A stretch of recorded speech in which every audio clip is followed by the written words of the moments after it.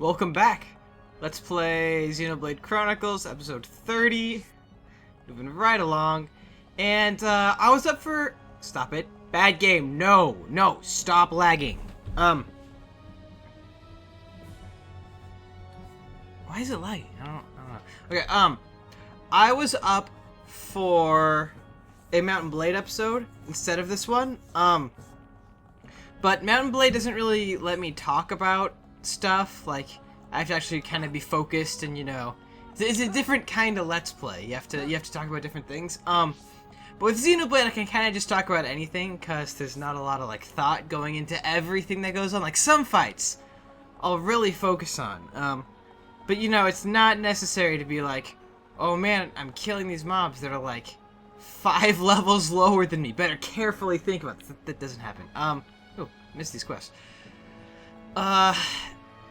So I wanted to talk, so I decided to do a Xenoblade episode. Especially because the last one was just so boring. I don't really count it as an actual episode. But yeah, so the Xbox One was announced. And... oh, God. Yeah, just kill stuff quests.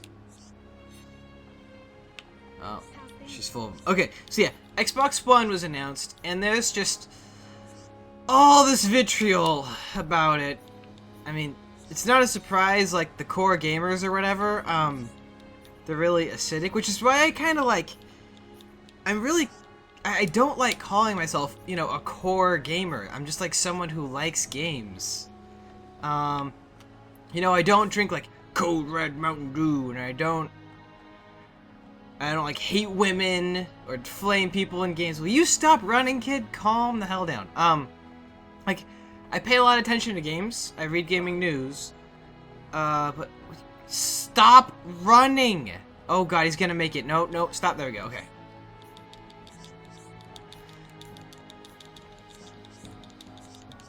But yeah, so the core gamers are all upset about all these different things that the Xbox One is offering. I'm not gonna lie, I don't really think that Microsoft did a good job with the presentation or with just the Xbox One in general, but it definitely doesn't deserve all the, you know, the world is ending, oh god, run for your lives kind of stuff that's really prevalent right now. It doesn't deserve that. So I read all the comment sections of news articles and whatnot with a huge grain of sand. Or grain of salt, yeah. Like this grain of salt is like building sized. And like if you brought any food near it, just like the presence of it would make your food instantly salty. Yeah, that's the grain of salt you should take comments with. You should take, I can't speak today, whatever. Good time for me to record, right? But yeah, so I read the comments, and it's just like, oh, well, it's always online, and yeah, that's bad. I mean, and it does bring some, like, Orwellian scares, like the fact that you can't turn the Kinect off, and the fact that they could just turn it on without your permission, like, they've said that in interviews, with, like, the full extent of the law. So, you know, if someone's breaking the law, they can just turn your Kinect on and watch you do it. So, like, don't get me wrong, I'm not getting an Xbox One. I don't even know if I'm getting a PS4. Like, they cost a lot of money. I don't have that much, and I really like my PC.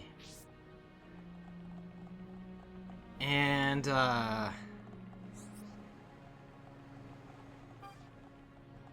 yeah, but even though I'm not getting one, like, there's some things they did that were good, and I think, like, every YouTube video of, like, angry person Y, angry person X, or the guy that's angry about stuff, you can tell in their title, it's just like, oh, there's only one thing I can possibly get from this video. He's really upset that video games are being played in X way, or being produced in X way, and it's just... oh, it's just grating, man. I want to enjoy games. So this is kind of just an episode about what I think about current events, and, you know, by the time you hear this, It's probably going to be completely out of date. But I don't care. I want to say it anyway. Is there nothing down here? It doesn't look like it. Oh, there's one over there. I think. Maybe. Or is that above? Ah, missed. Well, this is way down. Yeah, so this is just like my current opinion on the next gen stuff because I can and because there really isn't much else to talk about. So yeah, if you're not interested in hearing me talk, then just, I don't know, mute it. I'm just gonna be questing, so you're not gonna miss anything again. But yeah, okay, so to start off with, I'm gonna go for the least of these, the Wii U. Nintendo fanboys will be upset that I called it that, but whatever. That's the tomb. So there should be one up here then, I think. Or is that just the way back? Oh, it's this one, I think. Yeah, it's this one. Okay. Yeah, start with the Wii U. It's... Oh, no, it's the way back here. Crap. The Wii U isn't very powerful. Its screen is kind of a gimmick. The gimmick worked for the Wii because a bunch of... Oh, I hate this term. I hate calling anyone a casual, but it describes the bulk of the people that bought the Wii. I mean, I own a Wii. I'm not a casual. I'm somewhere between core and casual, if such a thing exists. But yeah, they're the reason that that the Wii sold so well. Is because it was really simple for them. I mean, like, there's fewer buttons, I think. Thinking about every button, I think there's fewer buttons on the Wii than there are on other consoles, and there's a lot more casual-friendly games on it. But the Wii U doesn't really have that. I mean, there's a couple casual games on it, but it's like the gamepad is really serious looking, and I could see like casuals being not frightened by it, but just like, why would I want to touch this thing? It has way too many buttons. I'm terrified of it. Stop giving me choice.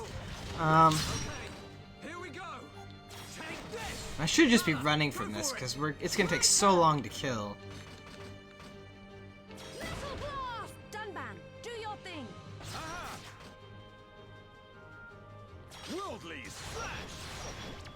You cannot escape. Okay, my turn. It's not over yet. My turn. I don't know why I'm concentrating to do this.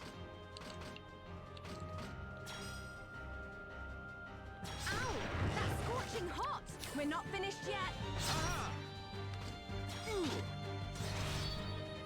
Timing is okay, that worked. Remember, we did it. We're counting on you. Yeah, and there aren't really any games that, like, came out for it. This is so loud still. I have the volume so low.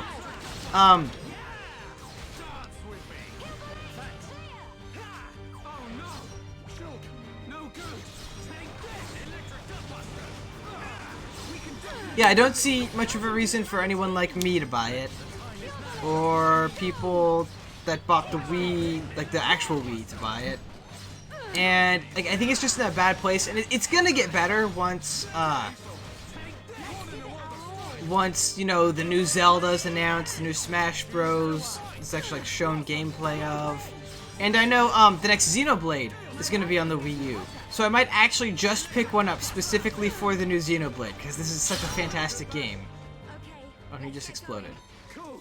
Let's keep this up. And we're supposed to get something from the Hodes, aren't we? Should probably like actually learn what I'm supposed to be doing. New. Alright. Those are just... Those aren't drops. Lexos Beast. Okay, Lexos Beards. I thought it was beads. Beards. Okay, from Lexos. Kill Orlugas in Magna Force. Are you serious? I'm not doing that one. Glossy Grady fans from Lunar Grady's. There's so many things. Oh my gosh. None of the challenges yet. Otal Chromars. Tussa Chromars. Samadhi Chromar, so just every Chromar. Arachdylexos. Stella X. Can Ek. Chlorolase. Oh god, that was just 2 and 4. Now we still got 1 to do. Echidnos. Aerith Ansels. Okay, I think those are birds. Kruz Pagul. I have no idea what that is.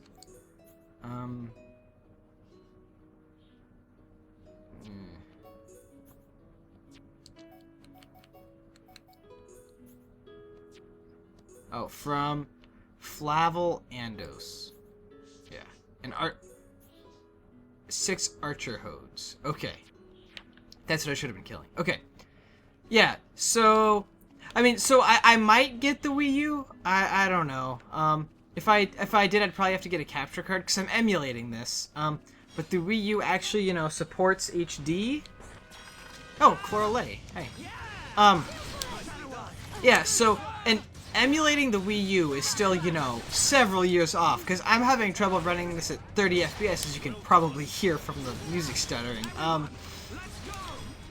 Yeah, so I might get the Wii U, okay, but only for exclusives. Like, the gimmick is kind of boring, the controller is just meh.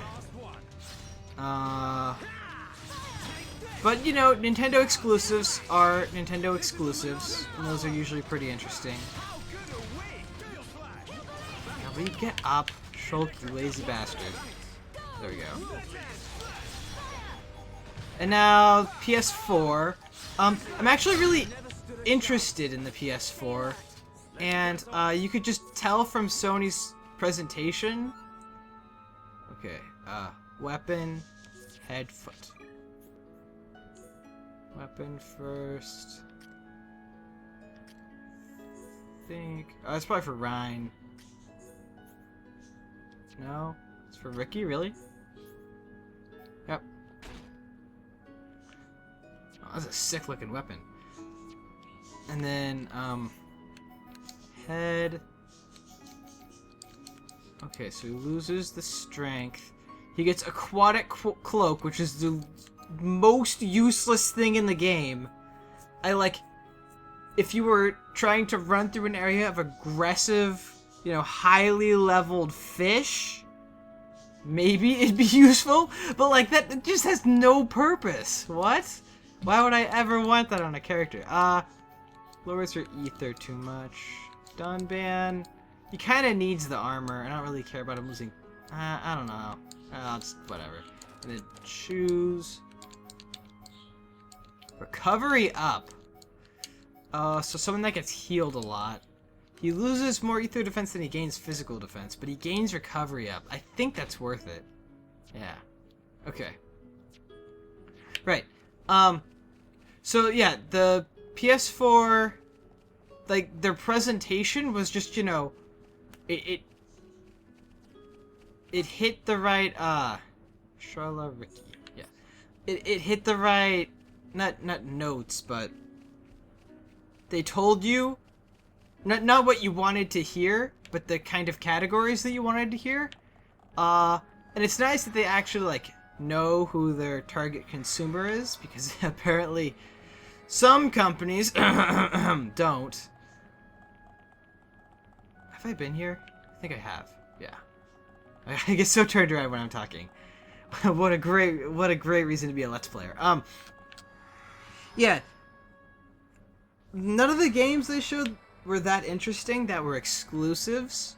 I mean, Watch Dogs is amazing, and I plan on, like, pre-ordering it when it becomes available, but it's, you know, it's on the PC, and it's on literally, like, every gaming system that's out, except for the Wii and Wii U. Well, maybe, is it on the Wii U? I don't know.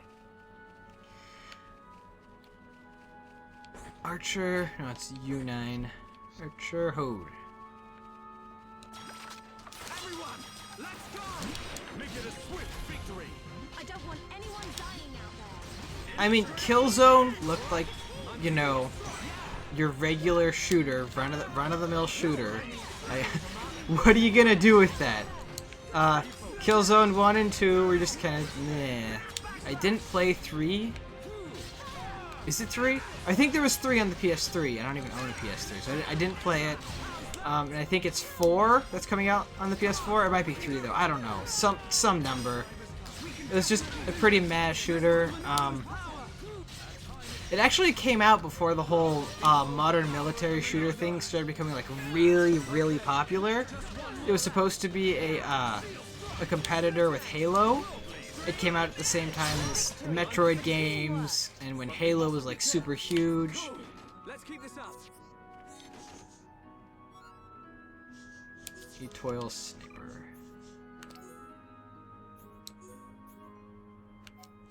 No, they're the same. Except that one doesn't have a slot. Nice. What an amazing weapon. Okay, yeah, so Killzone didn't excite me. That weird, like, kids platformer. I don't even know what it was called. It was just like that guy full of blocks. It was basically to show off the particle engine for the PS4, I think. I thought it was just kind of, yeah. I remember there was a... God, I cannot speak. Maybe there wasn't. Huh, I'm just completely mistaken about this place. I don't remember anything, because I barely did any quests on my other playthrough in this area. I, like, maxed out Magna Forest, because I loved the village so much. The Nopon village.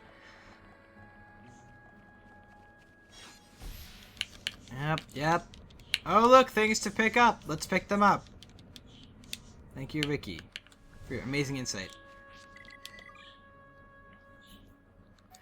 And, yeah, so there aren't any exclusive... Ooh, Ether Up 3.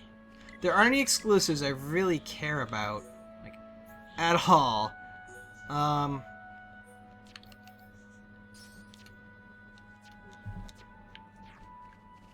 But the controller is actually really interesting. Depending on how well it supports itself on computers, I might just buy one and hook it up, because my current gamepad is kind of bad.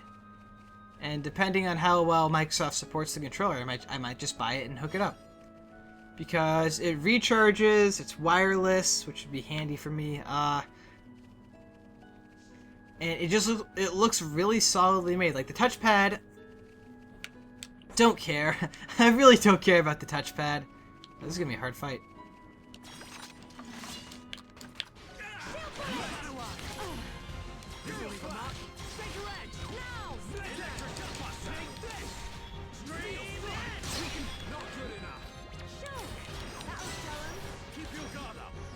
What was it talking about? Oh yeah, the controller. But the control sticks look good. It looks pretty solidly made. I don't care about the touchpad, but it looks like a really solid controller. And the thing about Sony is that, like, the little things they made really, really important. And they showed that in the presentation, like the fact that you can, like, change places on a couch, and the PS4 will, like, read which controller is where by, like, the light it emits or something. And it'll actually, like, move the screens around to, like, make the most sense for where people are sitting. That's so awesome! I mean, it's, like, almost completely inconsequential, but it's just, like, the little things like that that seem really cool. It makes me... Eventually, if I do get a PS4, that's what it'll be. That's the reason it'll be that I get it. And... I mean, still, there's nothing really, like, super exciting about it. But... Could you teach me how to use a rifle sometime? So that's how it is. Giving up the Serpent sword Fighter... No, that's not it at all. Oh, let him have a Aerith go, Gear. Dunban. Fighter's gonna be Ricky. He's a Dream Nasher right now. Serpent Fighter is awful. And then, what was the other one? It was another weapon, I think. No. It was Aerith Gear.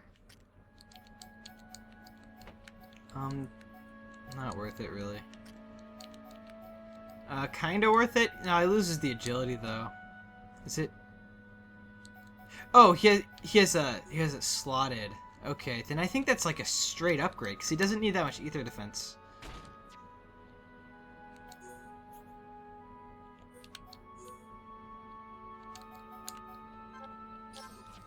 Yeah.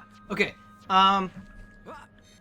Yeah, like there's no real, like, super exciting exclusives that come from Sony. The hardware, I mean, it's good. It's better than the PC I have now, but it's not going to be better than the PC I have in 2 years. Like, I just slowly upgrade it over time. That's how us poor people with PCs play PC games.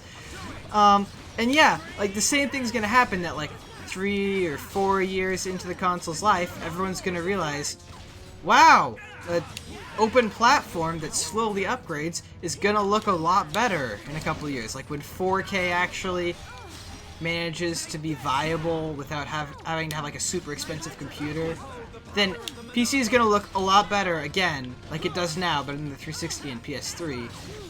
And so I don't know if I'm going to upgrade, because it wouldn't even be that much of an upgrade. Because I think the consoles were a lot more conservative this time. Like, the PS3 took huge bounds. Like, it was so expensive and so high-tech when it came out. And I don't think Sony wants to make that same mistake. So they have a good console coming out, but it's not going to be, like, stupendous.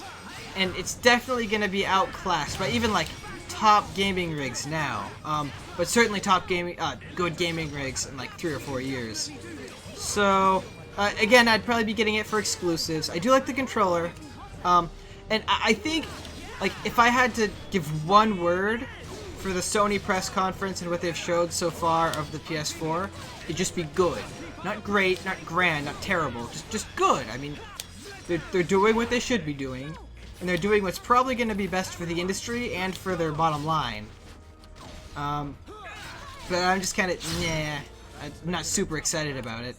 The thing that I'm excited about from the next generation is Star Trek reference, kind of, not really. The thing that I'm excited about for the next gen of systems are the games, like the leaps and bounds that people can increase the fidelity in games and, like, the complexity of games. That's gonna carry over to PC. I mean, it's going to, like, it's 100% guaranteed.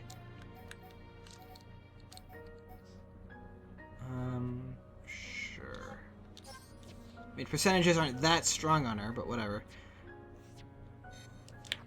And that's really what I'm gonna benefit from most, is just the fact that developers can afford to spend, you know, a little more on fidelity, a little more on mechanics, and less, like, well, and you're also gonna see that people are gonna try and innovate more. It always happens at the beginning of console generations. There's gonna be a lot of new IPs. There's going to be no, blue orbs over here is what there's not going to be. There's going to be new game mechanics. I bet there's even going to be new genres that come up, because people are actually going to be like, if we got a new IP, we could make a load of money selling sequels. And that really doesn't happen now. Like, if you look at the charts for the last couple, best-selling whatevers, they were all sequels. Everything that sold well. I mean, for a period this winter, every game that came out was a sequel. But there was, like Tomb Raider, or I know it was last winter, but Elder Scrolls V. There was, I don't know. You'll have to look at the numbers, but it was just like a huge period of just sequel after sequel after sequel, and there was no innovation. It was all like either an action adventure with emphasis on the action and a lot of killing, or it was just straight up shooter, or it was an RPG that was really action adventure-y, because it's what sells these days. And there hasn't been any innovation these last couple years, because developers just want to play it really safe until they can afford to spend a lot of money on new console games, because they know people will be really excited and less analytical when they buy them, when they think about buying them. Because right now, before someone buys a game for a console, they know they're not gonna play past next year. They read reviews, they read Metacritic. They want to be really careful and not waste their $60. They don't want to pre-order. In fact, some people just wait to buy used now. At the end of this generation, And developers realize this, so they just go super, super ultra safe mode, not taking any risks, and just producing things that will make a profit. That is all they care about. Was I supposed to kill these? I don't know. I'll check. You thought I was gonna check in the menu, didn't you? Nope. Nope, I'm checking by killing one.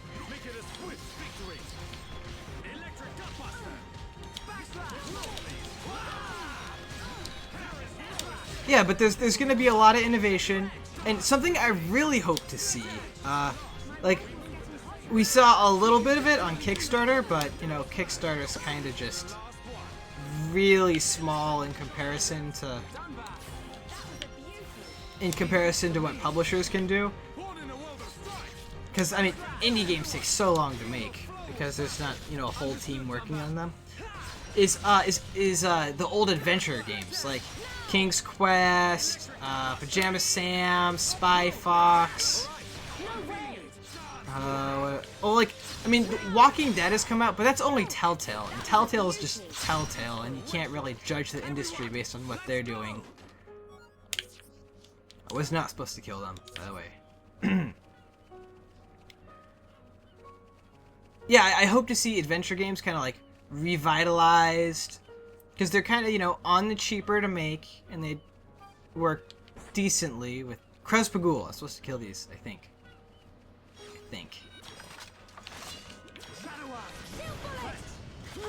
Okay, and so what I got here to talk about, when I only have, what, 5 minutes left, is the Xbox One, the new announcement, and how critical everyone was of it.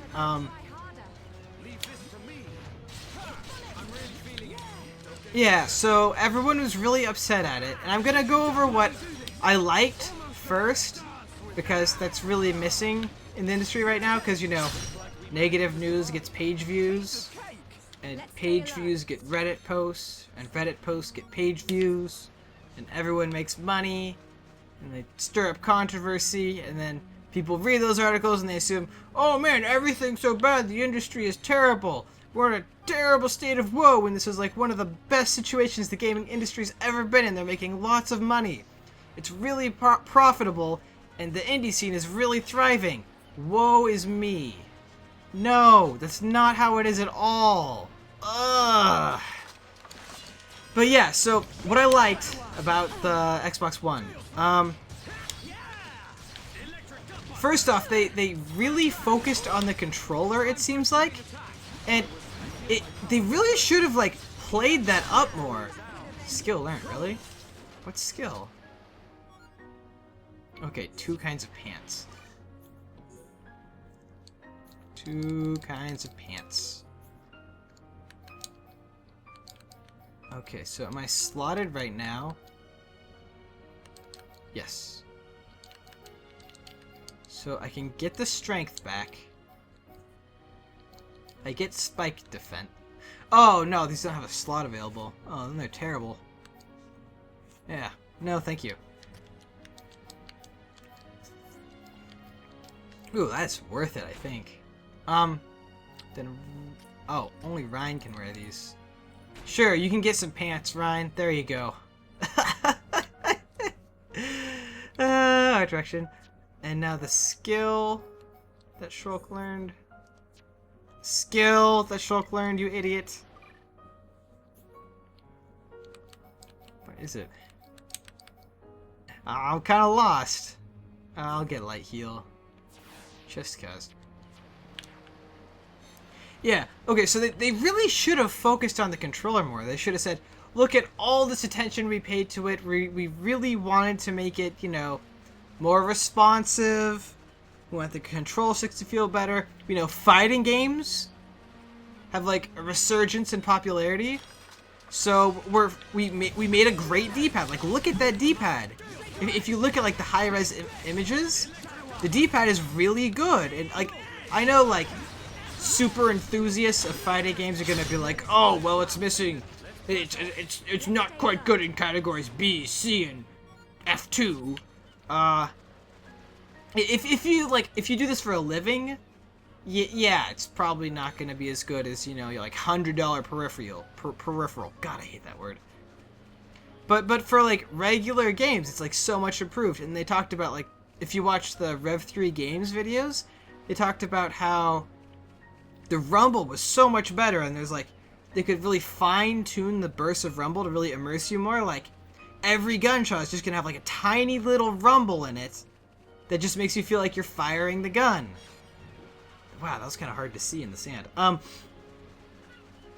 And they talked about how like I don't know the details,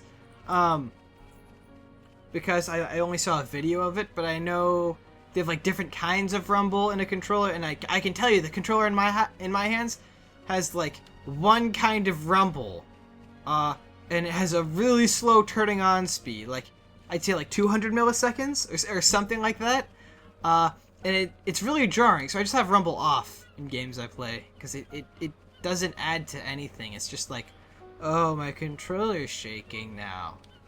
That's interesting. I mean, what are you gonna... It doesn't really add to anything. Or maybe you have, like, configured it wrong or something. But, like, in the current state of things, it doesn't add to my immersion. And I just need to go straight.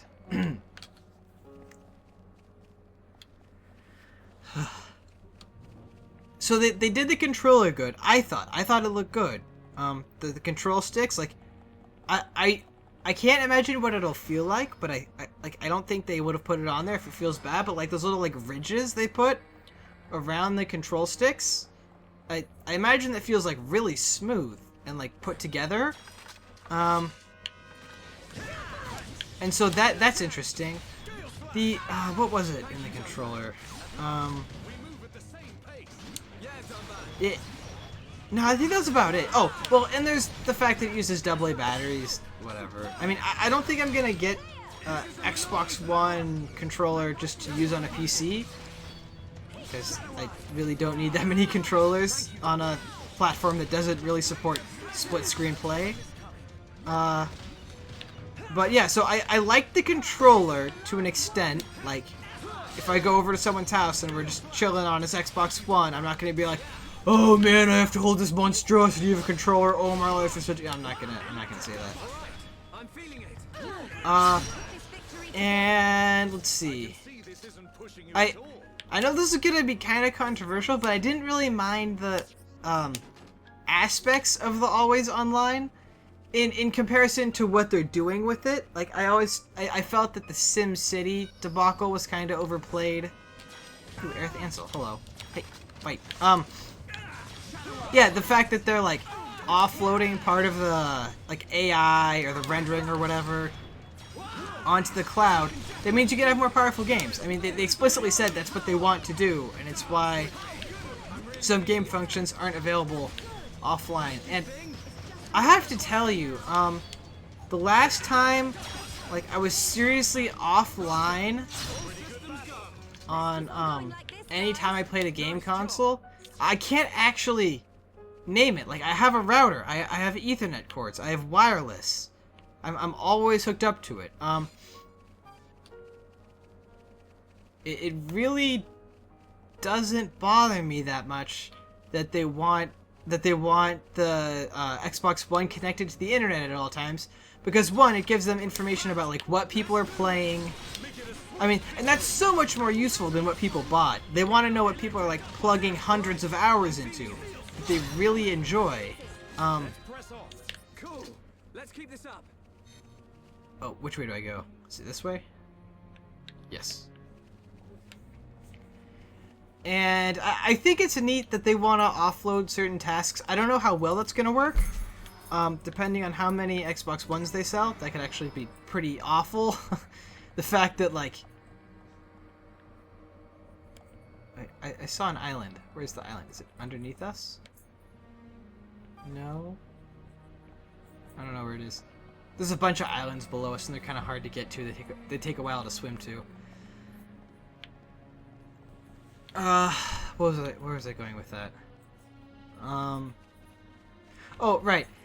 And And the thing that I thought was interesting was like their integration with Skype and the fact that you have a really good webcam just like built into the Xbox.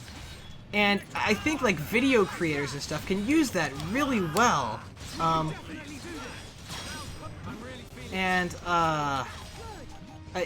forget if it's them or the PS4 that has all the, you know, like the stream deals and whatnot. Piece of cake. Sturdy armor, 1 of 6. Dad, will you stop it? He's looking in my drawer. Yeah, and there's the recording. I think that was confirmed. I've seen it on a bunch of articles, and if it's not confirmed, then I'm not the one that's gonna get in trouble for saying that it exists. Yeah, so there's like the record button like the PS4 has, which is good news. And there's in the Kinect, the Kinect is a mixed bag, obviously. I'm never gonna just flat out say the Kinect is a good thing in any game. But I've heard speculation about like what the Kinect could be used for. Like the fact that it can just look at you and tell you what your heart rate is. If they integrated something like that into, you know, Amnesia, that could get so intense so quickly by the game like actually knowing what frightens you. Not startles you, but frightens you, and like, you know, intelligently putting more of that into the game. You could make a really scary game with that. Why is there an exclamation mark here?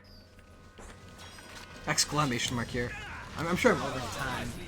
Oh yeah, I gotta end this pretty quick. But yeah, the Kinect can do some interesting things. It's always gonna be a gimmick, and I'm kind of scared of the fact that it's always on. But it's not, you know, the end of the console. People are still gonna buy it. Core gamers, maybe they'll flock to the PS4. Or maybe, and this is just my hope, they'll say, wow, a closed system really isn't good for the consumer. We should all switch to the PC, where it's an open platform. Then everyone's just gonna say, oh, that's such a good idea. And then PC's gonna have more games. That's my dream. But it's not gonna happen. PC's always just gonna be the last thought. Oops. Oh, good thing I took damage. PC's always gonna be the last thought of developers that aren't like PC centric. And it's always just gonna be, you know, the master race, but there aren't that many games for it. It's just kind of whatever. I mean, I hope it happens, but it's not, realistically. Consoles are always gonna be the really powerful system for gaming. And I'm okay with that. I'm okay with that. As long as we have people like CD Projekt Red to give us The Witcher, and as long as Bethesda usually makes pretty good ports. Ubisoft recently has been so good with their ports. I mean, Sleeping Dogs was really... Oh god. Don't fall off, don't fall off, don't fall off, Shulk! Oh, no, no, no. Please don't push me. Please don't push me. Please don't push me. Okay, alright. Yeah, Ubisoft has been so good with their ports, so I'm incredibly hopeful for the future. The bad Xbox One conference, there isn't that much to be worried about, in my opinion.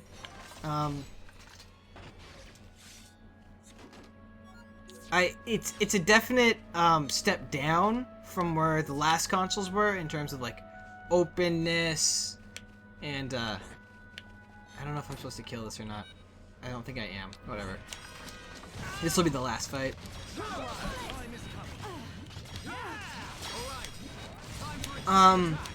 Like it's a definite step down, but it's not the end of gaming. Microsoft isn't gonna close its doors because the Xbox One sold less copies than Angry Gamer 52, as his username, expected they would.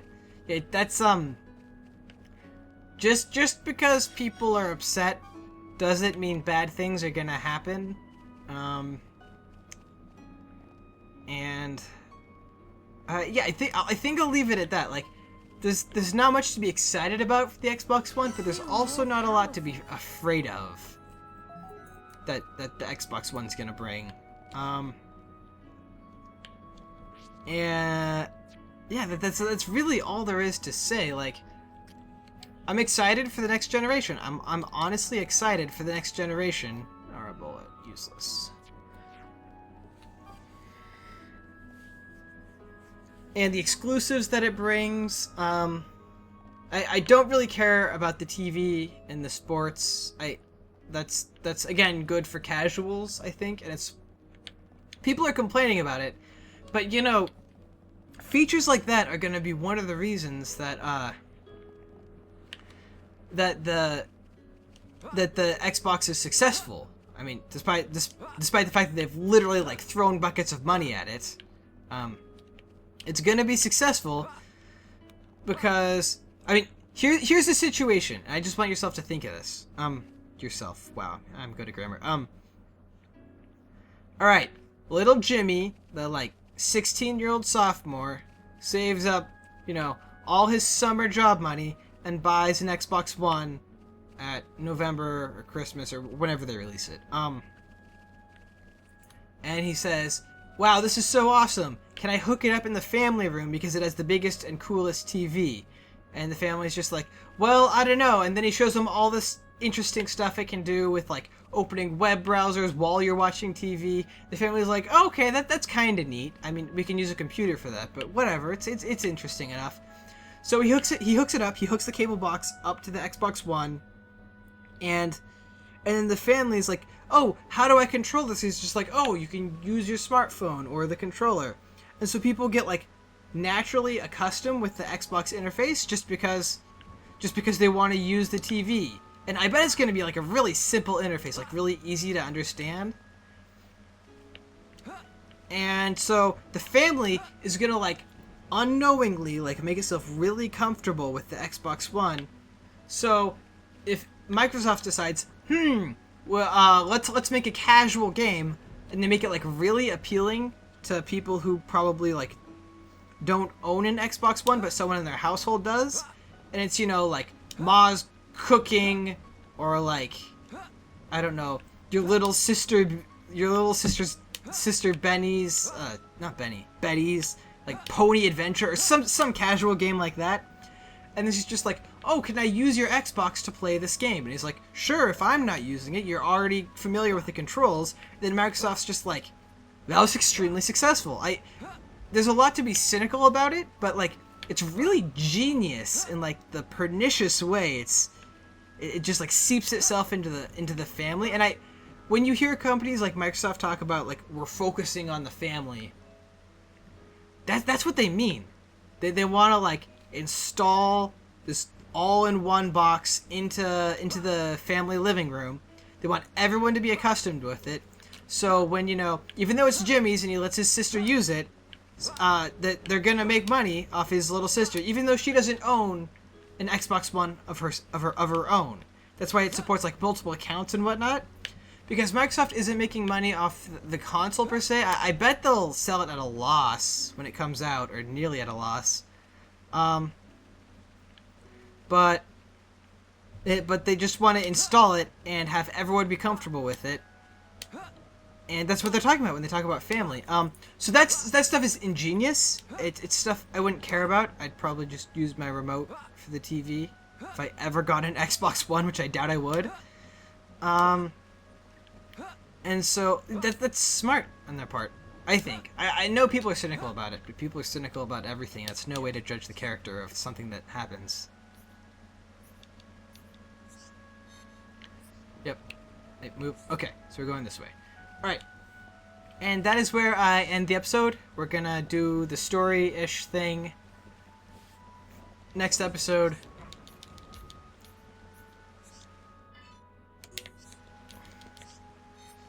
I hope I haven't killed any of those already. Yeah, so we're gonna do the story-ish thing and then continue questing for this and probably the next episode. And it'll be fun. I don't think I have much more to talk about the Xbox One. Maybe if I think of something, I'll add it on, but should be pretty focused next time. I know it's just kind of all over the place today, but that's kind of whatever. My voice is giving out so much more when I record these days. I know this is a long recording, but still, like, it shouldn't happen this much. But if you listen, thank you. Really, thanks. I enjoy having people say they enjoyed the episode, and that they like. I look at analytics for every episode, and when I see someone like watch the whole thing without skipping, I'm just like, wow, I must have actually been interesting this episode. That's awesome. And the fact that, like, you know, every day I have like 6 hours of footage watched. That's so much. Like, that's what, a fourth? Yeah, that's a fourth of a day spent by people watching my videos. It's so awesome. It's the reason I have a YouTube channel, and so people enjoying my stuff, that's why I do it. And my dog is making noise. I think that's my cue to end the episode. Thanks for listening to me ramble. Bye.